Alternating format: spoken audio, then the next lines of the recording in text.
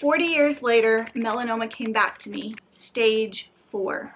Melanoma doesn't always start with a bad mole. It's been a while since I filmed. I'm not quite sure how to start the video or where to position the chair. I'm in a new space. We've moved. This video is part of a series where I share other melanoma stories from you all, my subscribers and my viewers. Many of you are looking for melanoma stories to help learn about your new diagnosis, your new way of life, what to expect when you've been diagnosed with melanoma. I am so honored to be able to share these stories on my channel. The playlist will be linked below. At the end of this video, I will tell you how to get a story to me if you would also like to share your story on this channel to help others and serve as an encouragement. Thank you, Jim, for allowing me to share your story with my viewers today. This is Jim's story. Dear Sean, I just saw your video. Melanoma doesn't always start with a bad mole. Here's my story. I try to always speak about melanoma to make others aware that if spotted early, it can be cured. Almost forgot. 2 hours, time to reapply sunscreen. Let me take off my Apple Watch. 44 years ago, I found melanoma. It was a strange mole that was itchy, and when scratched the spot, it easily bled. I was 23 and only recently heard about melanoma. Long story, it turned out to be a Clark 2 depth, much like stage 2. It was removed, no follow-up treatments other than exams checking on the healing from surgery and to see if my lymph nodes were affected. They weren't. I had no idea how dangerous it was. I was always outdoors and was sunburned every summer. 40 years later, melanoma came back to me, stage 4. I had no typical signs, no bad moles. I did have 2 symptoms happening at the same time. First symptom, there was a bump on my bald head. I had been shaving my head due to alopecia. I thought the bump was an infection from a nick when shaving my head. I already had an appointment to see my dermatologist, and when I was there, I asked him to drain the bump. He said he would do a biopsy. This was December 28th of 2016. I had been seeing the dermatologist for over a year, every 3 months prior to the discovery. The dermatologist had found cancer cells on the top of my head. Symptom number 2. At the same time, I was getting sharp pains in my lower back, L4 and L5, and down my legs when I walked. It was difficult to walk. I was getting worse. My GP at first thought it might be arthritis.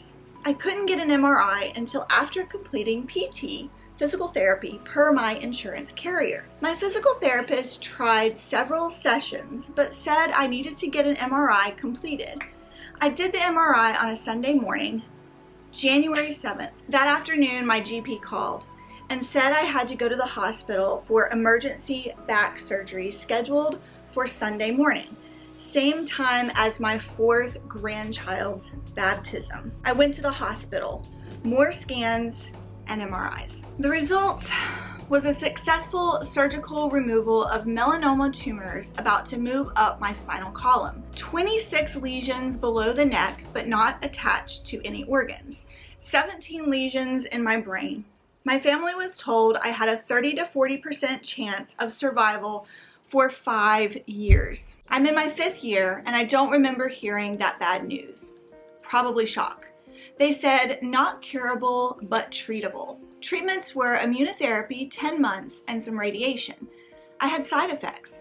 No further treatment since there was no progression, and most of my lesions were gone. 5 months later, I had a change in my brain mets, so I was put on BRAF therapy. I had to quit that after 3 months. Too many side effects, and no change in my lesions. No treatments since then. Currently, my 4 brain mets are 3 to 6 millimeters and stable. My hospital is a partner with MD Anderson. I was sent there for evaluation, maybe brain surgery. In the end, they said there was nothing that could or should be done and that they were very happy with the treatment I had received at my hospital. They did say that if anything changed, they would be ready to help. I'm generally an upbeat person, and that has helped my supporters and I believe myself. I'm now on annual scans, but see the oncologist every 6 months. I support OutRunTheSun.org.